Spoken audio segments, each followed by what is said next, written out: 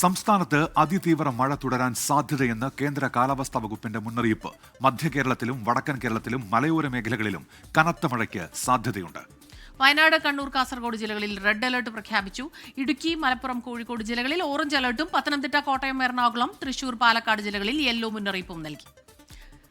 തിരുവനന്തപുരത്ത് നിന്ന് റിനു ശ്രീധറും മിഥില ബാലൻ കോഴിക്കോട്ട് നിന്നും ചേരുന്നുണ്ട്. റിനു ശ്രീധറിലേക്കാണ് ആദ്യം. Rinu, good morning. ഈ മഴ സാഹചര്യം എങ്ങനെയാണ്? എന്തൊക്കെ മുന്നറിയിപ്പുകൾ സംസ്ഥാനത്തുണ്ട്? വിവരങ്ങൾ റിനു. Good morning ഉന്മേഷ. എന്തായാലും അതിതീവ്ര മഴയ്ക്ക് സാധ്യതയുണ്ട് എന്നുള്ളത് തന്നെയാണ് കേന്ദ്ര കാലാവസ്ഥാ നിരീക്ഷണ കേന്ദ്രം മുന്നറിയിപ്പായി നൽകിയിട്ടുള്ളത്. 3 ജില്ലകളിൽ റെഡ് അലർട്ട് പ്രഖ്യാപിച്ചിട്ടുണ്ട്. ഒപ്പം 3 ജില്ലകളിൽ ഓറഞ്ച് അലർട്ടും 4 ജില്ലകളിൽ യെല്ലോ അലർട്ടുമാണ് പ്രഖ്യാപിച്ചിട്ടുള്ളത്. ഓറഞ്ച് അലർട്ട് വയനാട്, കണ്ണൂർ, കാസർഗോഡ് ജില്ലകളിലാണ്.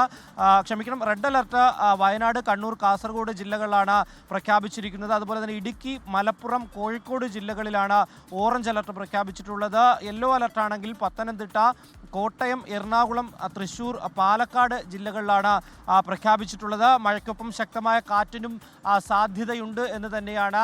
40 മുതൽ 60 കിലോമീറ്റർ വേഗതയിൽ തീരപ്രദേശങ്ങളിൽ കാറ്റ് വീശുവാൻ വേണ്ടി സാധ്യതയുണ്ട് എന്നുള്ളതാണ്. അതുകൊണ്ട് തന്നെ കടലിൽ പോകുന്നവർ ജാഗ്രത പുലർത്തണം എന്നുള്ള ഒരു നിർദ്ദേശവും പങ്കുവയ്ക്കുന്നുണ്ട്. എന്തായാലും സമുദ്ര സ്ഥിതി പഠന ഗവേഷണ കേന്ദ്രം അറിയിക്കുന്നത് കേരള, കർണാടക, ലക്ഷദ്വീപ് തീരങ്ങളിൽ മത്സ്യബന്ധനത്തിന് വിലക്ക് ഏർപ്പെടുത്തിയിട്ടുണ്ട് എന്നുള്ളതാണ്. അതുപോലെ തന്നെയാണ് മലയോര മേഖലകളിലും തിരുവനന്തപുരം, കൊല്ലം, അതുപോലെ തന്നെ ആലപ്പുഴ, വിവിധ ജില്ലകളിൽ മലയോര മേഖലയിൽ അതീവ ജാഗ്രത പുലർത്തണമെന്ന്, രാത്രി യാത്ര നിർത്തണം എന്നുള്ള നിർദ്ദേശമൊക്കെ തന്നെയുണ്ട്. വരും ദിവസങ്ങളിൽ അതിതീവ്രമായിട്ടുള്ള മഴയ്ക്ക് സാധ്യതയുണ്ട് എന്ന് തന്നെയാണ് കേന്ദ്ര കാലാവസ്ഥാ നിരീക്ഷണ കേന്ദ്രം മുന്നറിയിപ്പായി നൽകുന്നത്. ഉന്മേഷ്.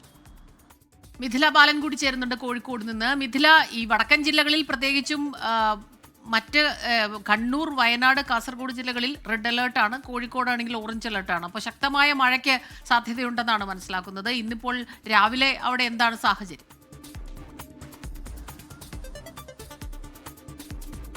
സ്മിത, തെക്കൻ കേരളത്തെ അപേക്ഷിച്ച് നോക്കുകയാണെങ്കിൽ വടക്കൻ കേരളത്തിൽ തന്നെയാണ് അതിശക്തമായ മഴയ്ക്ക് ഇന്ന് സാധ്യതയുള്ളത്. അത്തരം മുന്നറിയിപ്പ് തന്നെയാണ് കാലാവസ്ഥാ വകുപ്പിൽ നിന്നും ലഭ്യമായിട്ടുള്ളത്.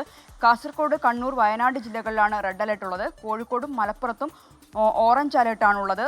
നിലവിൽ ഇന്ന് പുലർച്ചെ വരെ നല്ല മഴയുണ്ടായിരുന്നു കോഴിക്കോട്ട്. എന്നാൽ ഇപ്പോൾ മഴയ്ക്ക് അല്പം ശമനമുണ്ട്. അതേസമയം മലയോര മേഖലകളെല്ലാം തന്നെ അതിശക്തമായ മഴ പെയ്യുകയാണ്. ഇന്നലെ നമ്മൾ കണ്ടതാണ് കുറ്റ്യാടി ഉൾപ്പെടെയുള്ള മേഖലകളിൽ ഇന്നലെയും അതിന് തൊട്ടടുത്ത ദിവസങ്ങളിലുമായി നല്ല മഴയുണ്ടായിരുന്നു. വിലങ്ങാട്, കുറ്റ്യാടി, താമരശ്ശേരി ഉൾപ്പെടെയുള്ള മലയോര മേഖലകളിലാണ് അതിശക്തമായ മഴയുള്ളത്. മാത്രമല്ല കക്കയം ഡാമിൻ്റെ വൃഷ്ടിപ്രദേശങ്ങളിലും അതിശക്തമായ മഴയുണ്ട്. കക്കയം ഡാമിലേക്കുള്ള നീരൊഴുക്ക് വർദ്ധിച്ചതിനെ തുടർന്ന് കക്കയം ഡാമിൽ ഓറഞ്ച് അലർട്ട് ഇന്നലെ പ്രഖ്യാപിച്ച ഒരു സാഹചര്യമുണ്ട്. ഇത്തരത്തിൽ നോക്കുകയാണെങ്കിൽ വടക്കൻ കേരളത്തിലാണ് അതിശക്തമായ ഒരു മഴയ്ക്ക് സാധ്യതയുള്ളത്. കഴിഞ്ഞ ദിവസങ്ങളിലെല്ലാം തന്നെ വടക്കൻ കേരളത്തിൽ തന്നെയാണ് അതിശക്തമായ മഴ പെയ്തത്.